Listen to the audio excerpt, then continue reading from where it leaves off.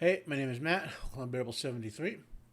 In this video, I'm going to be reviewing The Adventures of Tom Bombadil and other verses from the Red Book by J.R.R. Tolkien, which was published in 1962. Uh,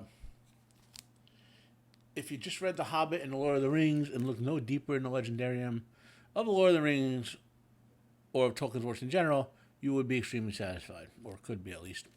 However, Tolkien wrote much more, a lot of which is admittedly fragmentary, but it's still enjoyable even for a layperson. However, as I said, there are other completed works. This collection, The Adventures of Tom Bombadil, is one such completed work. Let's get some basic info. As I mentioned, it was published in initial form in 1962. If you want to know all the forms a book has been published in, I have the Goodreads link below. Goodreads is a great site for showing you different covers and different editions of the book, right? Its full title is actually The Adventures of Tom Bombadil and other verses from the Red Book.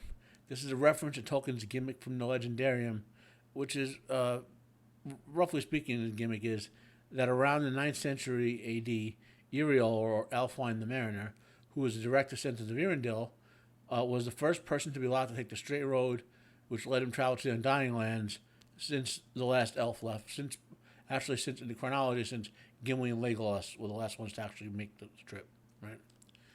He landed on Tolaresia, which is as far as men are allowed to go, which is an island off the coast of the Undying Lands. While there, the elves told him the tales of the elder days, which is the lore of the Legendarium, so to speak. Iriel then returned home to England and wrote down the stories. They were lost until essentially a young Tolkien found them and translated them.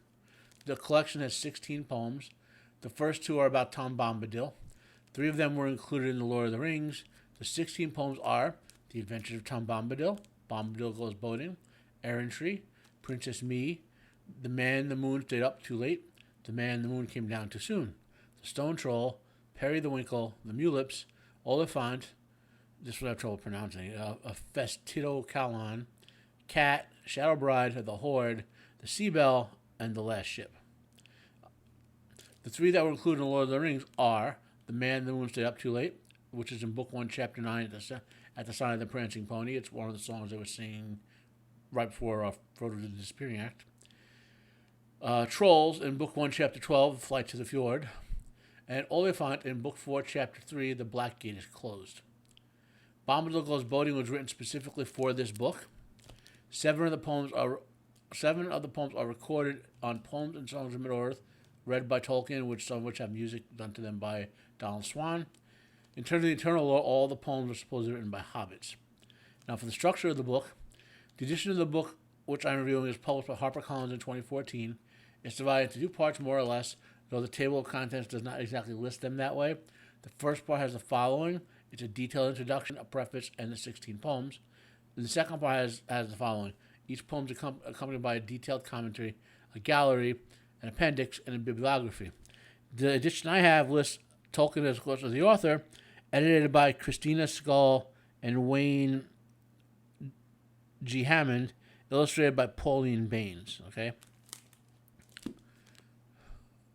So, let me give you some of my thoughts here. I guess I can break my thoughts on this collection down to 3 parts. The area to discuss, one area to discuss will be about the poems themselves. A second area will be the more detailed commentaries. The third will be the published edition. So I'll do it in reverse order because that's the simplest way. Let me correct that. Let me do the last thing first. Okay. The published book itself is great. It's in a small format, which is easy for both adults and children to read and hold in their hands. It's not too small for an adult to be uncomfortable, not too big that a child could manipulate it. I think putting the original book essentially up front, which just has the poems by themselves, which honestly the only thing readers may choose to read, was the best possible decision. You can get this in various forms. Like this one, I happened to order it new because I had an older copy which didn't have some of the commentaries and stuff in it that I had inherited, which got lost in the Great Flood, along with some something between half and 2/3 of my books got lost, got damaged to the point where I had to get rid of them, or just totally destroyed by a flood that happened where I used to live. And that was one of them. I have another copy of this that's in a book with, I believe, Farmer Giles of Ham, which contains the poems themselves, not all the commentaries. Um, so, regarding the poems with the detailed commentaries, this is the same sort of structure which I think a deep Tolkien reader would be used to, for example, with the Unfinished Tales or the History of Middle-earth. Up front, you sometimes will get the complete poem or an older version of the poem or a fragment from it. And then a detailed commentary on it, which contains a breakdown of the materials that the poem seems to be drawn from or is based on. For example, under the commentary for Bombadil Goes Boating, we quickly learn that several place names for the rivers were totally made up for the rhythm and meter of the poem, but one particular name was in fact a real place. For example, that sort of material fascinated to Tolkien. What did he use from the real world that he could work in, and what did he make up, so to speak, that fit the criteria of the Germanic lore he was basing it on, but obviously was not real. The last set of my thoughts will be about the poems themselves. I'm not going to do a poem-by-poem analysis. That's not what this book review is for. I did enjoy all of them, though my personal favorite is The Horde, which I'm going to read here. And forgive my horrible, all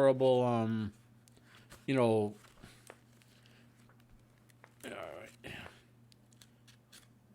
Here we go. The Horde. When the moon was new and the sun young, of silver and gold the gods sung. In the green grass they silver spilled, and the white waters they with gold filled. Ere the pit was dug or hell yawned, ere dwarf was bred or dragon spawned, there were elves of old and strong spells under green hills and hollow dells. They sang as they wrought many fair things, and the bright crowns of the elf kings.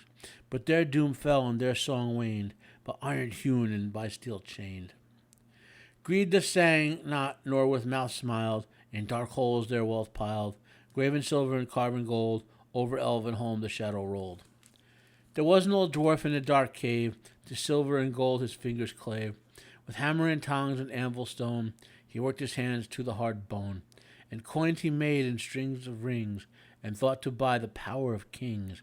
But his eyes grew dim, and his ears dull, and the skin yellow on his old skull. Though his bony claw with a pale sheen, the stony jewels drop unseen. No feet he heard, though the earth quaked, when the young dragon his thirst slaked, and the stream smoked at his dark door. The flames hissed on the dank floor, and he died alone in the red fire. His bones were ashes in the hot mire.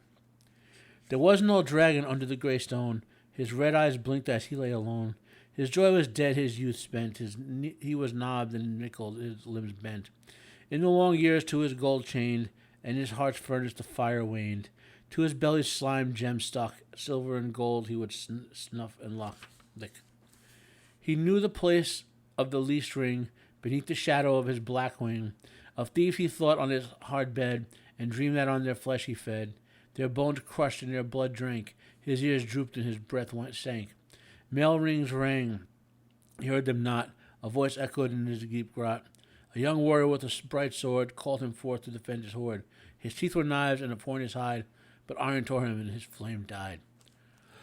There was an old king on a high throne. His white beard lay on needs of bone. His mouth savored neither meat nor drink, nor ears sing. He can only think of his huge chest with carven lid, where pale gems and gold lay hid. In secret treasury and dark ground, in strong doors were iron bound. The swords of his thanes were dull with rust, his glory fallen, his rule unjust. His halls hollow, his bowers cold, but the king he was of elvish gold. He heard not the horns in the mountain pass, he smelt not the blood on the trodden grass, but his halls were burned, his kingdom lost, in a cold pit his bones were tossed. There is an old horde in a dark rock, forgotten behind doors none can unlock. The grim gate no man can pass, of the mound grows the green grass. There she fed in lark's lore, and the wind blows from the seashore. The old horde the night shall keep, while earth waits and the elves sleep. It's a very bittersweet poem about how things just keep marching on no matter who his deeds are, great or foul, or who they are. That, eventually you have all this stuff and you die and the stuff just stays there, Again, I'm not going to read every poem all over it, but there's a lot to be had here. Professor Tolkien was a great writer in general, whether it's poetry or prose. And I I really love the collection. It's a perfect book to give you either a quick fix to Tolkien or a detailed walkthrough, or to begin exposing a child to Tolkien by reading some of the poems with her. That was a very serious poem and could be used to teach some lessons. But there are some fun poems, like the Tom Bombadil poems, for example. Extremely fun. Okay? This book's a 10 out of 10. Thanks for watching my video. Smash the like button if you liked it. Hit dislike if you didn't. Comment down below if you have questions for me about this video. Please share the video if you found it worthwhile. I'm Matt. It's been another episode of Unbearable 73. Have a nice day, and I'm out of here.